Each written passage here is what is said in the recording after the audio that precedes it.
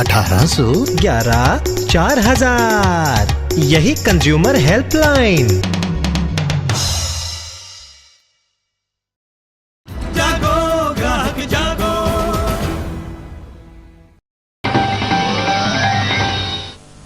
नमस्कार, मैं हूं प्रीति सिंह। इंडिया न्यूज में आपका स्वागत है। आपकी हर जरूरत के लिए बाजार है, पर बाजार में आप खाते हैं हर कदम पर धोखा। वायदे से मुकर जाता है दुकानदार, कंपनियां करवाती हैं महीनों इंतजार, पर अब हम नहीं होने देंगे ऐसा, किसी को नहीं लूटने देंगे आपकी गाढ़ी कमाई का एक भी पैसा। इंडिया न्यूज ने छेड़ा है अभियान खबरदार खरीदार।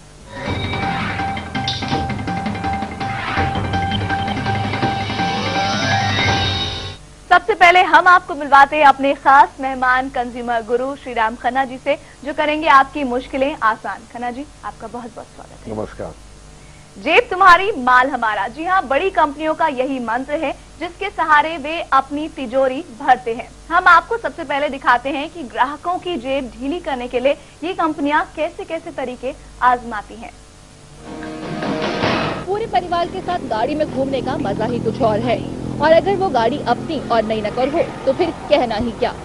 यही सोचकर अगर आप कोई नई गाड़ी खरीदें और वो ठीक दूसरे ही दिन खराब हो जाए तो हो जाएगा ना आपका मजा किरकिरा। The Indica V2. It's got more space, more style, better safety and gives more mileage than any other car in its class. ऐसा ही मुंबई के पीवी रेड्डी के साथ हुआ।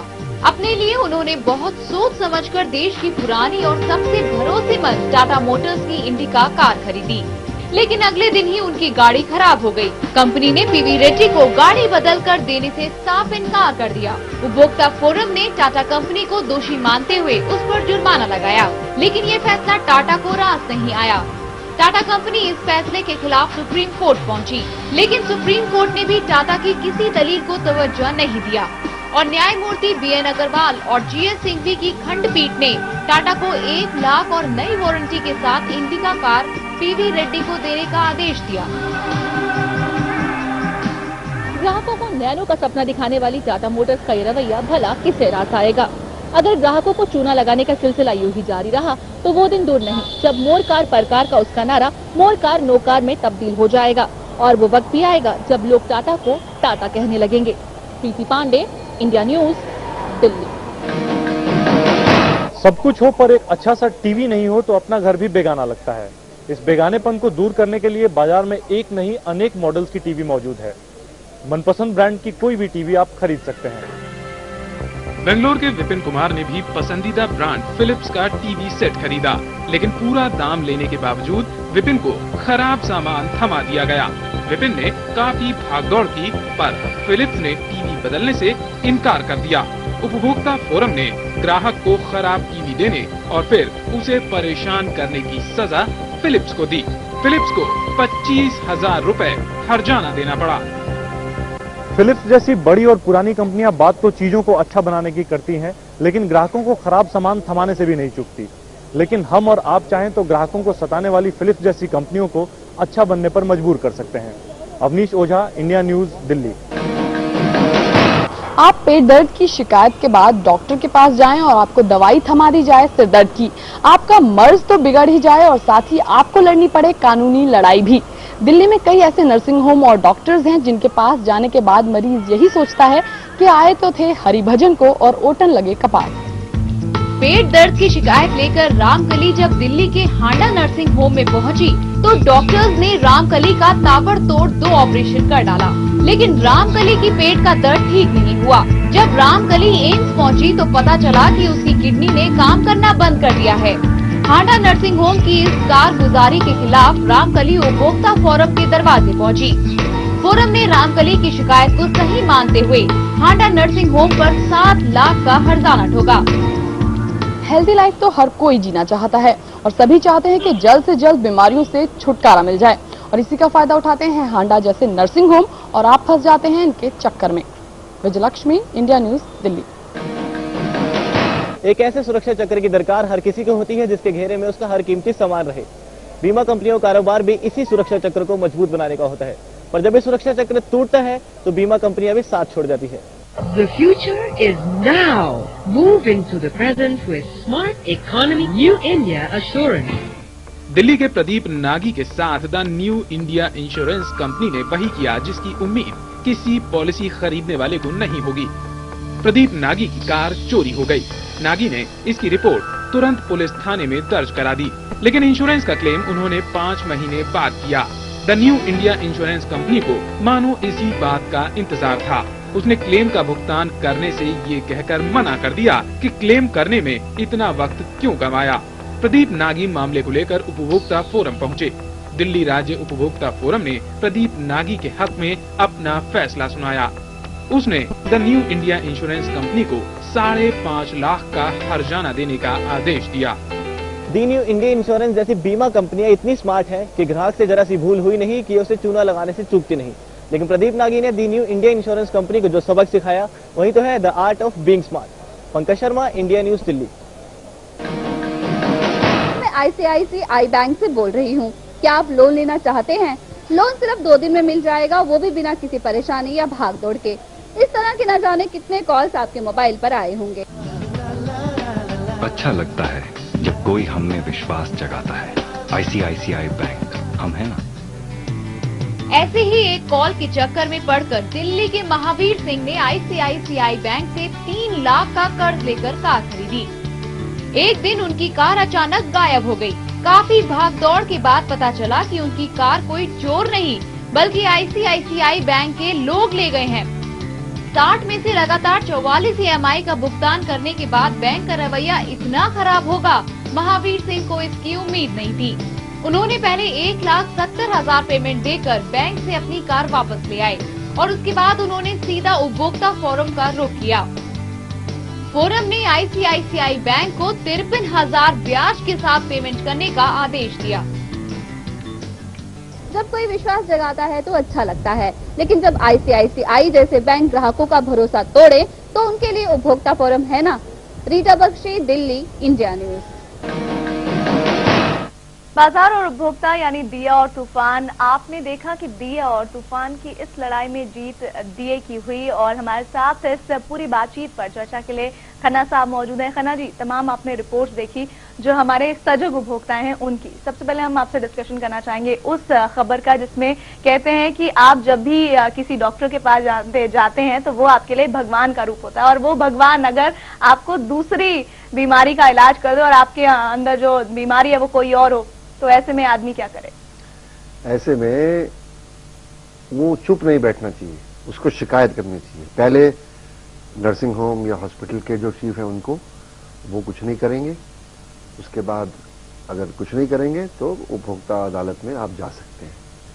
और हमने देखा है अमूमन कि बड़े अस्पतालों में ये जोर जबरदस्ती जो है, गलत ट्रीटमेंट, एक्सेसिव ट्रीटमेंट, जो चीज जरूरी नहीं है उसको भी कर दिया अपने कमरों के चार्ज लेने के लिए। बड़े बड़े जो अस्पताल हैं इनमें तो 8-8, 9-9 हज़ार रुपए एक दिन का होटल का जिस तरह किराया होता है, इनके रूम का किराया होता है जी।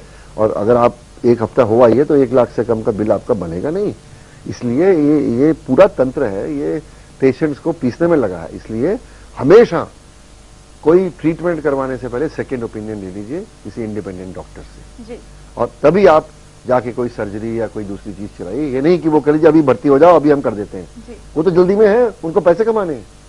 इसलिए जैसे आपके संवाददाता ने कहा, the art of being smart. जी बिल्कुल। कंज्यूमर स्मार्ट तब होगा जब वो सेकंड ओपिनियन लेगा और लिख के ओपिनियन लेगा। उस लिखे हुए ओपिनियन को दूसरे डॉक्टर को दिखाएगा और फिर तय करेगा कि मुझे ये ट्रीटमेंट करना है या नहीं करना। तो खन्ना साहब कह रहे हैं जितने भी सर्विस प्रोवाइडर हैं उनकी अच्छी तरह से छानबीन कीजिए और तभी अपनी चीजों को उन तक पहुंचाइए, तभी आपको बेहतर नतीजे मिल पाएंगे। राजेंद्र हमारे साथ दिल्ली से जुड़े हैं। राजेंद्र जी बताइए क्या सवाल है? हेलो जी राजेंद्र जी, अगर आप आवाज सुन पा रहे हैं तो सवाल बताइए। नमस्कार मैडम। नमस्कार मैडम, ऐसा है मेरा लड़का विक्रम सिंह बाहर रहता है जी। वो आया था और क्लब मिंत्रा से मेरे को मेंबरशिप लेके दे गया था और ये उसने मेंबरशिप लेके उस समय 33,725 रुपए जमा कराए थे जी क्लब महिंद्रा में जी। तो विद इन 10 डेज इसको अगर कैंसिल कर दे तो आपको रिफंड मिल जाता है विद इन 45 डेज। तो उसने 4 दिन में मैंने कैंसिल करा दिया था 8 सितंबर को। और तब से मैं इनको बड़ी कोशिश कर बैठा हूँ, ऑफिस भी जा चुका हूँ। ये मेरा पैसा जो है देते नहीं है और मैंने सिटी कार्ड से पेमेंट करी थी और मैं 1720 रुपए हर महीने देता हूँ और आज तक मैंने 10,320 रुपए इंटरेस्ट दे चुका हूँ। जी खन्ना जी, देखिए ये है टाइम शेयर का कि भाई आपने टाइम शेयर में मेंबरशिप ली और इसमें यह था कि इतने पैसे जमा कीजिए तो साल में इतने दिन का हॉलीडे आपको किसी रिजॉर्ट में मिलेगा। नॉर्मली ये लोगों को फंसाते हैं और जो लोग कैंसिल करना चाहें उनको मतलब बहुत मुश्किल कर देते हैं पैसा रिफंड करने के लिए। अगर इनको नोटिस सर्व करिए, अगर वो पैसा रिफंड नहीं करते तो फिर आप जिला डिस्ट्रिक्ट फोरम में जा सकते हैं। परंतु मेरी आपको सलाह है कि डिस्ट्रिक्ट फोरम में जाने से पहले एक बार किसी उपभोक्ता संस्था के माध्यम से मध्यस्थता करवा के देखिए कि शायद वो कंज्यूमर एसोसिएशन कोई बीच में आवे तो उसकी बात वो सुन ले, और नहीं सुनते हैं तो आप जाइए। तो चलिए, खन्ना जी बता रहे हैं कि डिस्ट्रिक्ट फोरम जाइए या फिर उससे पहले किसी कंज्यूमर से जुड़ी हुई संगठन से बात कीजिए और चर्चा कीजिए। उम्मीद करेंगे कि आपकी जो समस्या है उसका समाधान मिल पाएगा। और आज के जमाने में किसी शिकायत पर सब बजाते हैं अपना गाल, बड़ी मुश्किल से गलती है ग्राहकों की दाल। ब्रेक के बाद हम आपको उनसे मिलवाएंगे जिन्हें सब कहते हैं शिकायती दाल।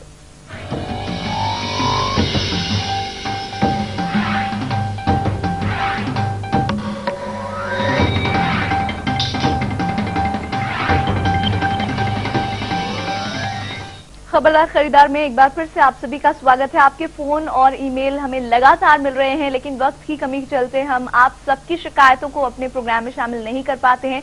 लेकिन इसका मतलब ये कतई नहीं है कि आपकी शिकायत अनसुनी रह जाती है। हम आपको ये भी बता दें कि हमने आपके लिए किया है खास इंतजाम आपकी शिकायतों को कंपनी और सरकार तक पहुंचाने का। इससे और हम उम्मीद कर रहे हैं कि अगर आप भी किसी कंपनी, किसी ब्रांड या दुकानदार के शिकार हैं या आपको किसी भी तरह की सलाह चाहिए तो देर मत कीजिए, हमें फोन कीजिए। हमारे नंबर है 01166231000 और इसके अलावा आप हमें ईमेल कर सकते हैं kk@itvnews.tv पर।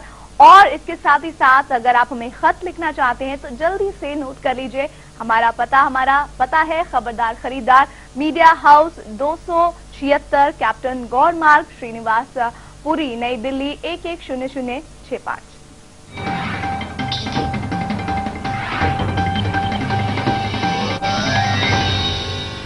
और अब हम आपको मिलवाते हैं शिकायती लाल से, जो जनहित में अपनी आवाज बुलंद करने से कभी नहीं चूकते। आइए इनसे पूछते हैं कि क्या है इनकी शिकायत।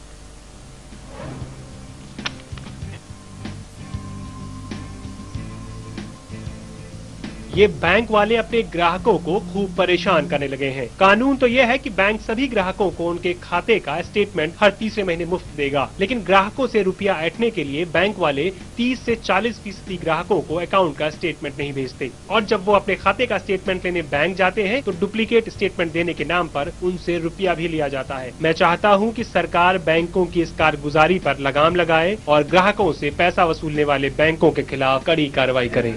शिकायत भले ही अनसुनी कर दे, पर इनकी शिकायतों पर आप करें गौर और अपनी राय हमें भेजें। अपने मोबाइल के राइट मैसेज बॉक्स में टाइप करें KK और स्पेस देकर अपनी राय, अपना नाम और अपने शहर का नाम लिखकर हमें SMS कर दें 549954 पर। हमारे साथ लगातार खन्ना जी बने हुए हैं। खन्ना जी, आपसे ये जानना चाहेंगे, एक मेल हमें आया है उसके बारे में आपसे जानना चाहेंगे। बजाज अलियांस से एक पॉलिसी ली गई, ये हमें आया है मेल प्रशांत का। इनके फादर ने ली 2006 में, इनकी डेथ हुई है 11 महीने पहले इनके फादर की। और ये जो जानकारी मिल रही है उसके लिहाज से 1999 के तहत जो खबर आ रही है, उनके ये जो पॉलिसी देने वाले हैं वो ये कह रहे हैं कि अल्कोहलिक थे उनके फादर, उनकी डेथ होगी और वो क्लेम नहीं देंगे। इस तरह के मामलों पर अब किस तरह एक उपभोक्ता को रिएक्ट करना चाहिए? ये देखने में मेडिकल इंश्योरेंस का मामला लगता है। किसी ने मेडिकल इंश्योरेंस लिया और मेडिकल इंश्योरेंस कवरेज के दौरान हॉस्पिटलाइजेशन हुआ, उसके बाद ट्रीटमेंट होने से ठीक नहीं हो पाए और वो मर गए। वो कहते हैं, वो क्लेम किया जा रहा है कि ये नेचुरल कॉजेज से मरे हैं, परंतु जब भी इंश्योरेंस कंपनी क्लेम को रिप्यूडिएट करती है, मना करती है, तो वो हॉस्पिटल के रिकॉर्ड्स को चेक कर लेती है जाके, और सारे जो भी शीट्स होती हैं डायग्नोसिस की, उसमें अगर कोई उनको मिलता है एविडेंस कि इसको पहले से कोई डिजीज थी और इसने हमें नहीं बताई, तो वो उसको बिना बना के रिजेक्ट कर देती है क्लेम। तो ऐसे केस में, इस केस में यही हुआ है। इनका ये कहना है कि भाई उनको पहले थी लिवर की, 1999 में उस समय थी, उसके बाद इन्होंने शराब पीना छोड़ दिया था। ये तो ये कह रहे हैं, परंतु मेडिकल एविडेंस क्या कह रहा है? ये कंपनी उसको देखेगी। और अगर इनके पास कोई प्रूफ है कि भाई ऐसा नहीं है, तो इनको कंपनी के पास वापस जाना चाहिए, सीनियर ऑफिसर को लिखना चाहिए, लिख के उनसे कहना चाहिए कि आप मेरी केस को दोबारा देखो। और फिर अगर वो फिर भी मना करते हैं तो उसकी मनाही की लेटर लेके इनको इंश्योरेंस ऑम्बुड्समैन के पास जाना चाहिए। कहां पर है इंश्योरेंस ऑम्बुड्समैन, क्या लिखना है उसको, इसकी जानकारी वो नेशनल कंज्यूमर हेल्पलाइन से ले सकते हैं, जिसका टोल फ्री नंबर है 1811-4000। ये वहां फोन करके पूछिए कि भाई मैं को ये प्रॉब्लम है, अब मैं क्या लिखूं अपनी चिट्ठी में कंपनी को, वहां इनको मुफ्त सलाह मिल जाएगी। चलिए प्रशांत जी, हमें उम्मीद है कि जो दिक्कत अभी तक आप फेस कर रहे हैं, आपने जैसा लिखा है अपने खत में कि आपके पिता इकलौते आपके घर में कमाने वाले थे और ऐसे में उनके न होने पर इतनी दिक्कतें उनकी पॉलिसी को लेकर आ रही हैं। उम्मीद करेंगे कि जो जरिया खन्ना जी बता रहे हैं, अगर आप उन्हें फॉलो करेंगे तो आपकी दिक्कतें दूर हो जाएंगी। और इस वक्त हमारे साथ एक कॉलर शशिकांत जुड़े हैं मथुरा से। शशिकांत जी बताइए क्या सवाल है। हेलो जी, आवाज सुन पा रहे हैं आपकी, अपना सवाल बताइए। ये 11 मेंबरों की संस्था बनाकर अर्जन हेतु खादी ग्रामोद्योग से ऋण लेकर एक इकाई मिनी फ्लोर मिल लगाई गई है, जिसमें 90 अणुशक्ति विद्युत कनेक्शन श्रेणी LMB6 में लेकर विभाग द्वारा चालू किया गया और 2 माह बाद सही मीटर को हटाकर दूसरा मीटर लगाया गया, जिससे फास्ट मीटरिंग हुई, जिसकी शिकायतें की गई विभाग को और स्वीकृत श्रेणी LMB6 में बिलिंग हो रही थी। 10 महीने बाद बदलकर फर्जी श्रेणी HV2 में लेकर कनेक्शन गलत बकाया दिखाकर काटते रहे विभागीय अधिकारी। जिलाधिकारी के आदेश पर मीटर की पुनः चेकिंग करने पर फास्ट मीटरिंग पकड़ी और परीक्षणकर्ता द्वारा अपनी रिपोर्ट विभाग को दी गई, जिससे विद्युत विभाग का उपभोग सही आने लगा। विभाग द्वारा संस्था से करीब 8 लाख रुपए अधिक जमा करा लिए गए हैं, जबकि वार्षिक उपभोग करीब 90,000 का बनता है। जो विभाग जी, आपसे संक्षेप में जानना चाहेंगे कि आपका सवाल क्या है। सवाल ये है मैम कि कॉमर्शियल पर्पज होने के कारण उपभोक्ता की पर्ची में न आने के कारण हमें परेशानी हो रही है।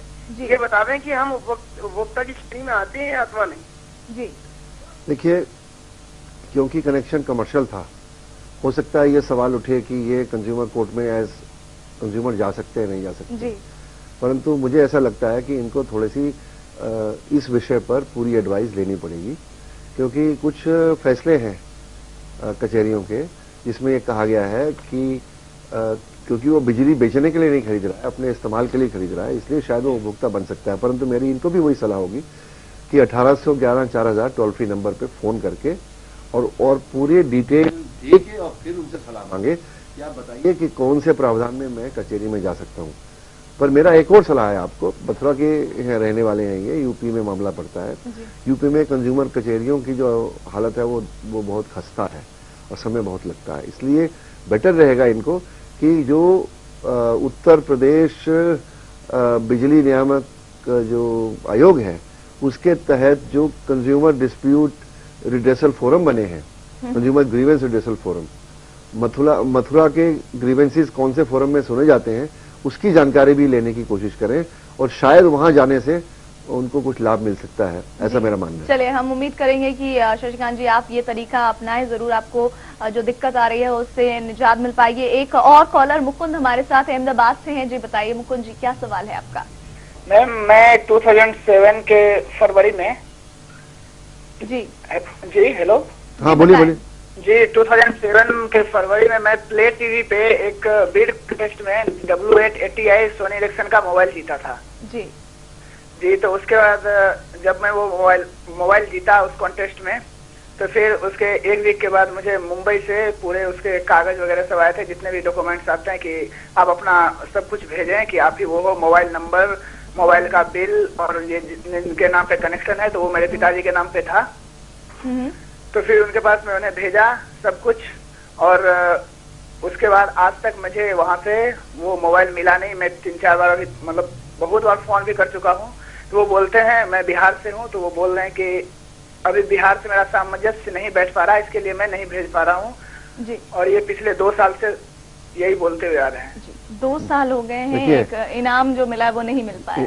इनामी प्रतियोगिता में जी इनाम अनाउंस करके इनाम ना देना जी अनुचित व्यापार प्रथा है, अनफेयर ट्रेड प्रैक्टिस। तो ये चाहे तो कंपनी के खिलाफ, जिसने ये ऑर्गेनाइज किया है उस कंपनी के खिलाफ मुकदमा कर सकते हैं कंज्यूमर कोर्ट में जी। ठीक है, और मेरा ये कहना है कि करने से पहले कंपनी से पत्राचार पूरा कर लें जी, और एक नोटिस भिजवा दें किसी उपभोक्ता संस्था के मार्फत कि भी आपने ये नहीं किया, आप नहीं करोगे तो आपके खिलाफ कार्रवाई की जाएगी और आपका खर्चा देना पड़ेगा कार्रवाई का भी। बिल्कुल ठीक है।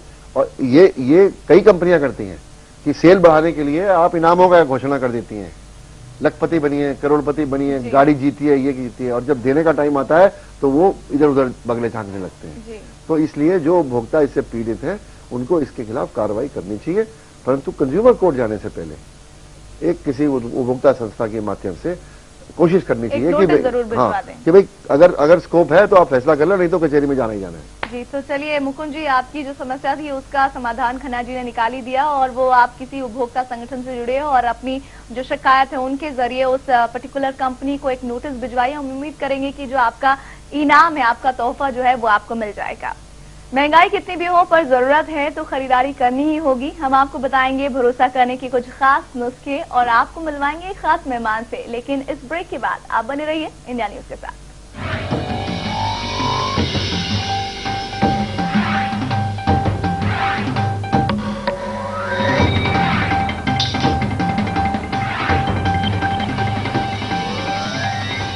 हमारे अभियान खबरदार खरीदार में आपका फिर से स्वागत है। आज मिस परफेक्ट में अपने लिए किराए का नया घर ढूंढने की तैयारी है।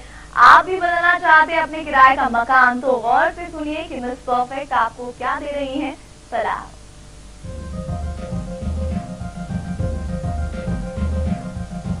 आज मैं आई हूँ अपने लिए किराए का मकान ढूंढने। मकान लेने से पहले मैं मकान मालिक के बारे में इस बात का पता लगाऊंगी कि उसका कोई क्रिमिनल रिकॉर्ड तो नहीं। ये भी पूछूंगी कि मकान की मिल्कियत मालिक के पास है या नहीं। सिक्योरिटी और किराए का पेमेंट मैं चेक के जरिए ही करूंगी। साथ ही रेंट एग्रीमेंट को रजिस्टर्ड करवाना नहीं भूलूंगी। और हाँ, सबसे जरूरी बात, मकान किसी रजिस्टर्ड प्रॉपर्टी डीलर के जरिए ही किराए पर लूंगी। अच्छा मकान और मकान मालिक कौन नहीं चाहता, इसलिए आप जब भी किराए का मकान ढूंढने जाएं तो मिस परफेक्ट की तमाम बातों पर गौर जरूर करें। हमारे साथ खन्ना साहब भी मौजूद हैं और लगातार हम आपको बता दें कि कॉलर्स जुड़ रहे हैं। इस वक्त एक और कॉलर हमारे साथ जुड़े हैं, हरप्रीत पंजाब से। जी बताइए क्या सवाल है। हेलो जी, आपकी आवाज सुन पा रहे हैं, सवाल बताइए। मैडम जी, मैं आपकी गुजरात से बोल रहा हूँ। मेरा रिलायंस का मेरे पास कनेक्शन है पोस्ट पेड जी, और उसका मैंने बिल पे कर दिया था 13 जनवरी को जी। उसके बावजूद भी मेरा एडवांस में मैंने पेमेंट की थी, उसके बावजूद मेरा कनेक्शन काट दिया गया। आउटगोइंग बंद कर दी, इनकमिंग बंद कर दी। मैंने कंपनी में जाके उनसे बात की तो उन्होंने कोई जवाब नहीं दिया। इतना बोला कि सॉरी हम कुछ नहीं कर सकते। रसीद भी है, सब कुछ है, तो मैं क्या कर सकता हूँ आगे। मेरा इतना नुकसान हुआ कि फोन के ऊपर मेरा पूरा बिजनेस था, मेरा ट्रांसपोर्ट का काम है, वो मैं अभी पूरा मेरा एकदम सारी पार्टियां में टूट गई। मैं क्या कर सकता हूँ अभी।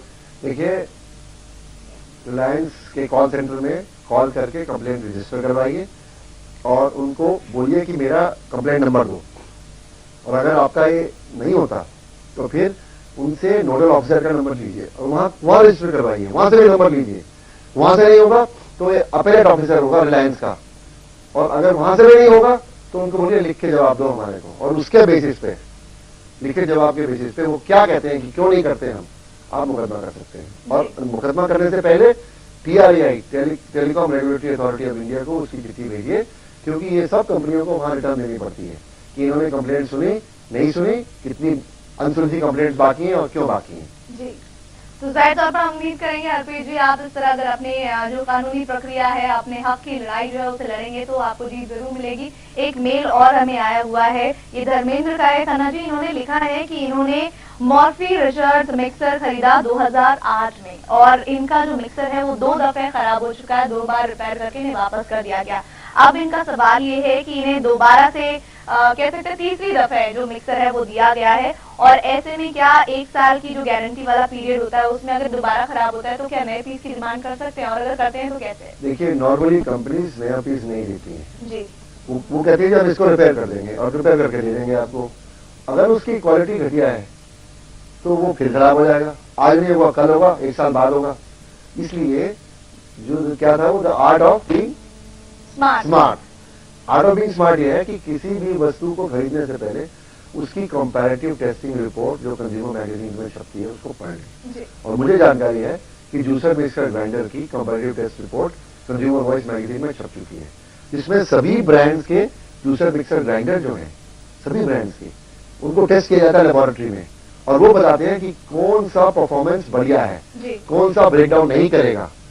आप उसको पढ़ के अगर खरीदे ऐसी चीजें तो ऐसी सिचुएशन में शायद आप नहीं आएंगे। चलिए, तो जो भी आप अगर सामान खरीदने जा रहे हैं उसकी अच्छी तरह जांच पड़ताल कर लें और जो उसका साथ में कार्ड होता है उसकी अच्छी तरह छानबीन करने के बाद ही अपना सामान जो है वो खरीदे। खन्ना जी, बहुत बहुत शुक्रिया आप स्टूडियो में चर्चा में। देखिए, होली आने वाली है तो सबको हम ये कहें कि भाई होली में खूब मजा करिए, परंतु कोई पैसा खर्चने से पहले the art of being smart इस्तेमाल कीजिए और बाजार में बड़े चौकन्ने होकर होली के माहौल में आप खरीदारी कीजिए और खासकर रंग ऐसे मत खरीदिए जिससे किसी को नुकसान हो। तो सतर्क उपभोक्ता की आज परिभाषा दी खन्ना जी ने। जो स्मार्ट है वही सतर्क उपभोक्ता है और आप जब भी खरीदारी के लिए जाएं तो खास ख्याल रखें तमाम बातों का। खबरदार खरीदार में आज इतना ही, मगर हमारा ये अभियान तब तक जारी रहेगा जब तक कंज्यूमर पूरी तरह से नहीं बन जाएगा बाजार का किंग। कंज्यूमर एक्सपर्ट और मिस परफेक्ट को साथ लेकर अगले हफ्ते हम आपसे फिर मिलेंगे, तो हमें दीजिए इजाजत। लेकिन पल पल की खबरों के लिए आप देखते रहिए इंडिया न्यूज।